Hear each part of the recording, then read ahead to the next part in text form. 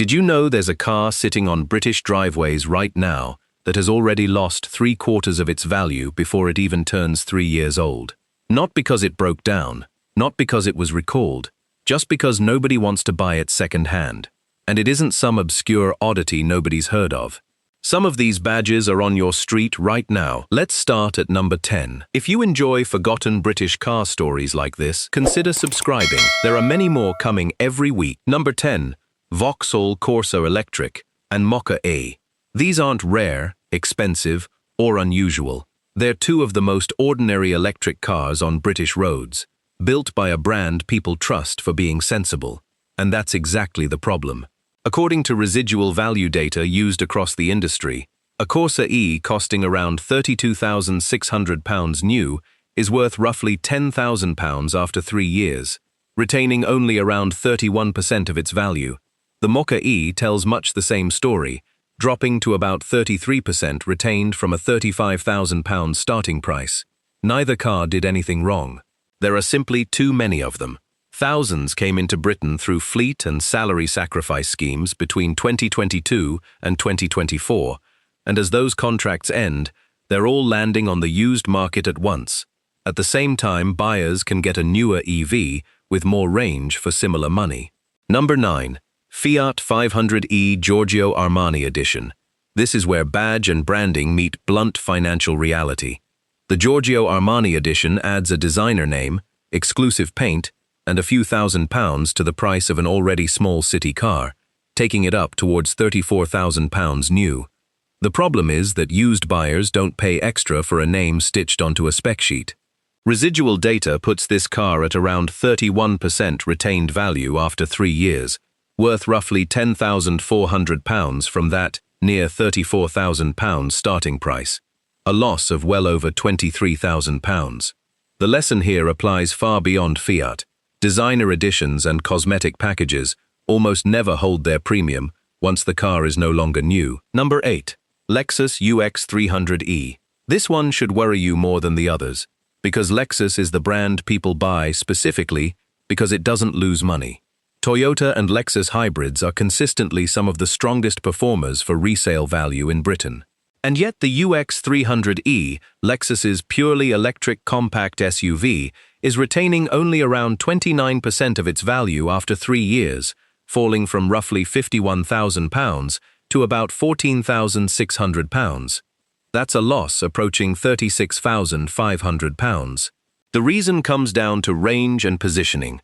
A short, real-world range for a premium price, competing against newer electric SUVs offering considerably more for less money. Even a brand with a near-flawless reputation for reliability can't always protect a specific model from a genuinely weak spec sheet. Number 7. DS9 and DS3 E-Tense. If you've never heard of DS as a car brand, that's precisely the issue. DS Automobiles was spun out of Citroën just over a decade ago as Stellantis's premium French marque, built on the idea of French flair and Citroën engineering, wrapped in nicer materials at a higher price. The problem is that luxury buyers shop for status, not value. And both of these models are struggling to hold value at almost exactly the same rate, around 29% retained after 3 years. The DS9, a full-size executive saloon costing close to £65,000 new, drops to around £18,700, a loss north of £46,000. The smaller DS3 E-Tense falls from about £39,000 to roughly £11,300. French luxury saloons have had a reputation for brutal depreciation in Britain for decades, and DS hasn't managed to break that pattern. A premium badge with a thin dealer network and no long-term ownership track record gives used buyers very little reason to pay premium money, whatever the car underneath is actually like to drive. Number 6. Audi A8 PHEV. Now the numbers start to get genuinely eye-watering. The Audi A8 is the brand's flagship saloon, the car meant to sit above the A6 and A7 and compete with the Mercedes S-Class, and the plug-in hybrid version starts at over £103,000 new.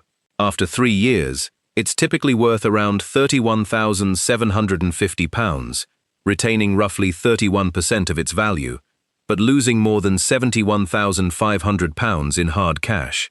That's the largest absolute pound loss of any car in this list, more than most family cars cost brand new. It isn't that the A8 is a bad car. It's that the entire market for large luxury saloons has shrunk as buyers switch to SUVs, leaving a shallow pool of used buyers willing to pay anywhere near what these cars actually cost to build, no matter how much technology and comfort is packed inside. Number 5.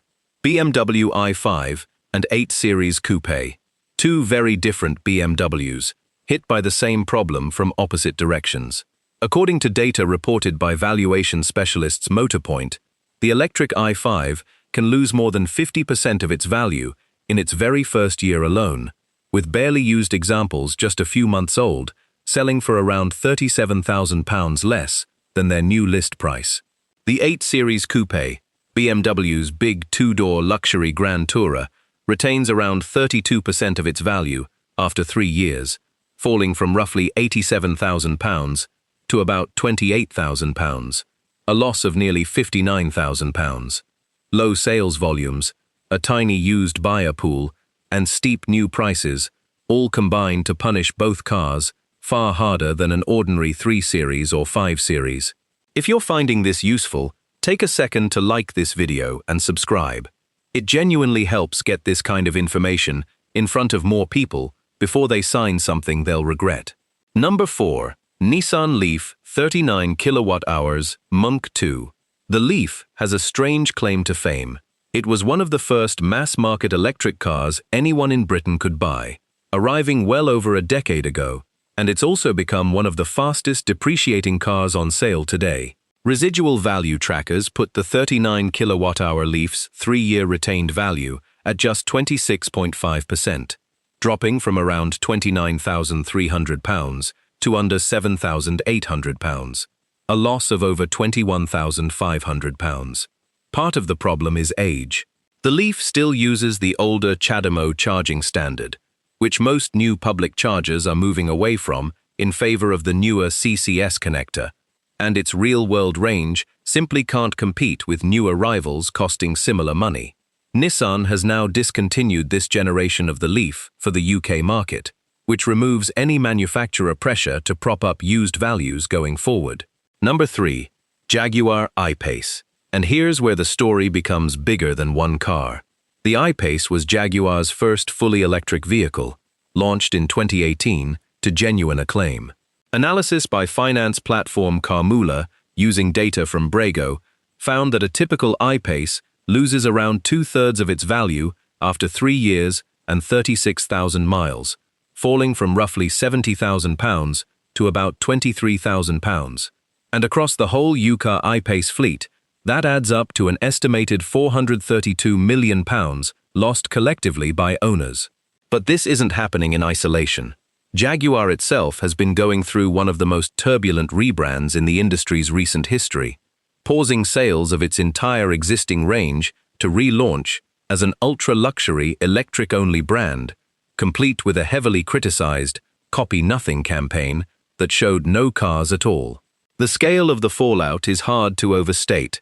According to figures from the Society of Motor Manufacturers and Traders, Jaguar registered 783 cars in the UK in January 2025, and just 6 cars in January 2026, a decline of more than 99% in a single year. Whatever you think of the rebrand strategy, it has left existing Jaguar owners, including I-Pace owners, holding cars from a brand whose short-term identity is genuinely uncertain, and uncertainty is exactly what used buyers refuse to pay for.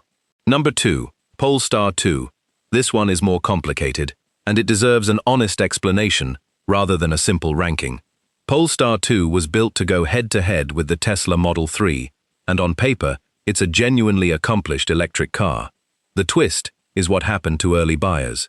Because Polestar itself repeatedly cut new prices and pushed hard on discounting to build sales volume, owners of 2021 and 2022 models found their cars losing value far faster in the first 2 to 3 years than almost anyone expected when they signed up, well beyond what a typical premium EV should lose in that window.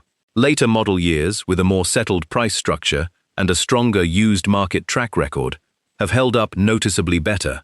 The lesson from Polestar 2 isn't that the car is weak, it's that a manufacturer's own pricing decisions can hollow out the resale value of the cars it already sold, almost overnight. Number 1.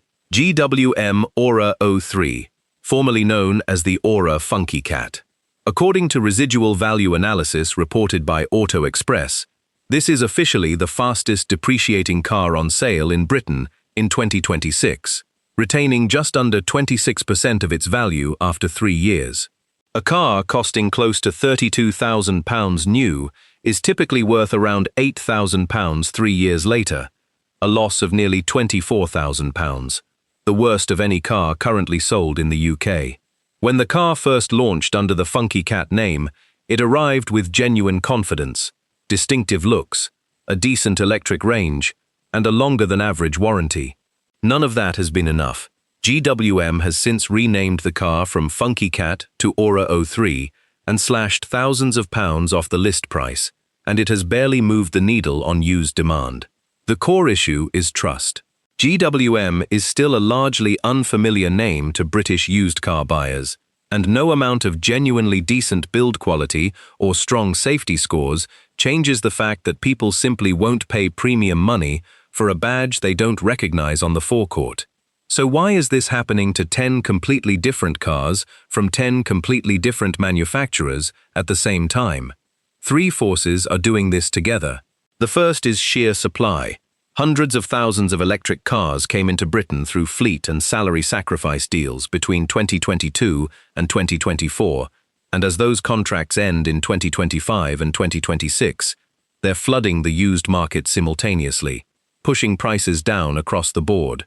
Used EV prices nationally are still falling by roughly 10% a year, according to industry valuation data. The second is technology moving faster than the used market can absorb. A 3-year-old EV with 120 to 150 miles of real-world range simply can't compete with a brand new model offering 250 miles or more for similar money, no matter how well it was built or maintained. The third is brand weight. Time and again on this list, it's the newest, least familiar, or most confused badges, GWM, DS, a rebranding Jaguar, that take the hardest hit, while established, trusted names in the same segments hold up noticeably better. There's a silver lining hiding inside all of this, but only if you're buying, not selling. Every pound a new owner loses is a pound a used buyer saves. A 3-year-old Jaguar I-Pace at roughly £20,000, or a BMW i5 a few months old, already discounted by tens of thousands, can represent genuinely excellent value if you go in with your eyes open about ongoing running costs and battery health. But if you're the one buying new, or you already own one of these 10 cars, there are 4 things worth doing right now. First, check independent residual value data before you commit to any new car. Not just the badge or the spec sheet. A brilliant car attached to a weak resale forecast is still a costly mistake 3 years down the line. Second, be cautious of unfamiliar brands, niche body styles like big saloons and coupes, and expensive special editions, since none of them reliably hold a premium at resale, however good they look on the day you collect the keys. Third, keep an eye on the manufacturer itself, not just the model. As the Jaguar story shows, a car's value can be dragged down by decisions happening at head office that have nothing to do with the car sitting on your driveway. And finally, if you're on finance, understand that your settlement figure doesn't care how fast the car actually depreciates on paper. It only cares what the car is genuinely worth on the day you come to sell or hand it back. 10 different cars, 10 different reasons, but every single one still sitting on forecourts and driveways across Britain today, being bought and sold as though none of this were happening at all. The car you drive isn't just transport. It's tens of thousands of pounds parked outside your house, quietly losing value every single day. Make sure you know exactly how fast before it's your turn to sell. So tell me in the comments, do you own one of these 10? Have you already felt this hit when you checked your car's trade-in value or tried to change it early? Share which one and what happened, because your experience is exactly the kind of warning that helps somebody else avoid the same mistake. If this opened your eyes, send it to someone about to buy new, and I'll keep digging into the real numbers behind the cars forgotten nobody British else car is willing to stories talk like this, about. Consider subscribing. There are many more coming every week.